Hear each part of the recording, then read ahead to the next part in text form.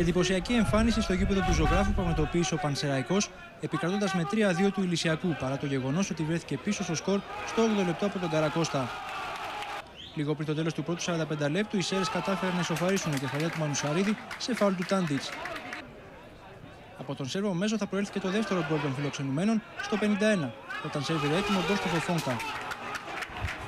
Η καλή ομαδική λειτουργία των παικτών του Γιάννη Παπακώστα έφερε και τρίτο γκολ, αυτή τη φορά από τον Γαϊδαρτζή στο 63. Ο Κάμπας απλά μείωσε στο 90 από το σημείο του πέναλτι.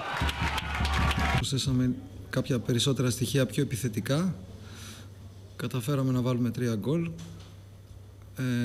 Είμαι ευχαριστημένος τώρα και από την αμυντική λειτουργία και από την επιθετική. Προσπαθούμε να κάνουμε μια προσπάθεια ανανέωσης.